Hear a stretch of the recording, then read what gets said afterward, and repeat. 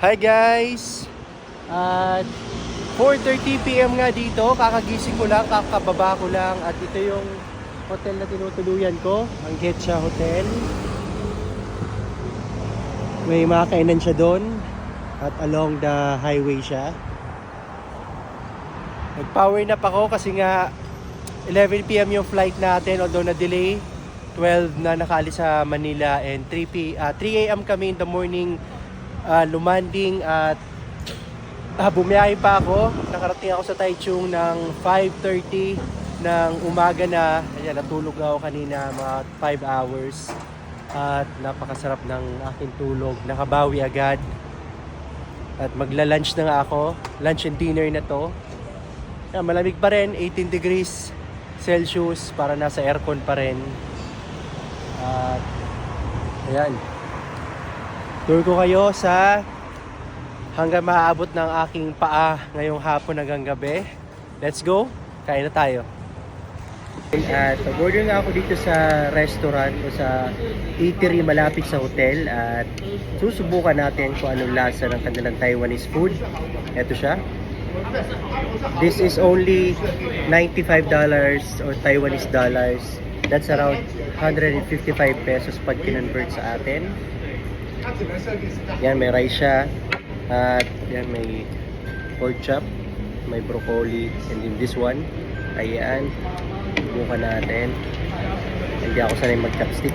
Wala silang kutsara dito. Hindi nagpo-provide.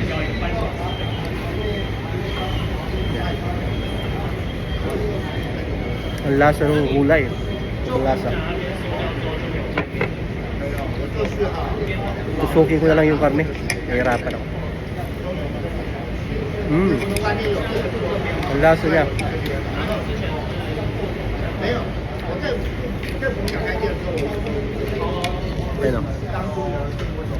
Pero syempre pag nag-travel kayo abroad, iwasan nyo mag-convert para ma-enjoy nyo yung experience, yung food, yung culture, at kung ano maibibigay sa inyo ng bansang pupuntahan nyo. Kasi pag nag-convert kayo, sasakit lamang ang ulo nyo.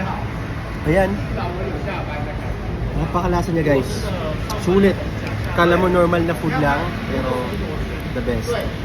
Okay na okay siya.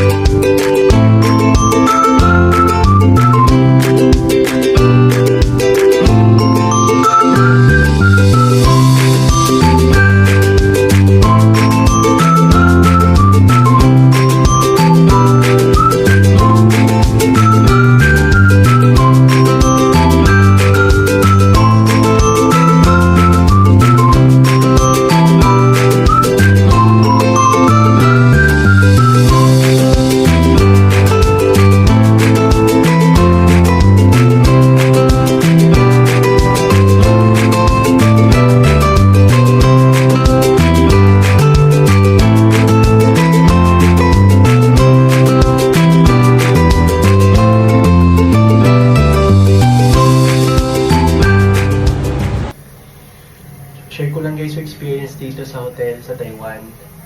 At napaka-comforting nga nung bowl nila. Warm yung tubig and nag-warm yung upuan.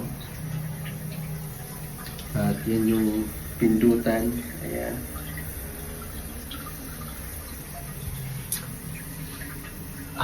Ang sarap mag-jabs dito.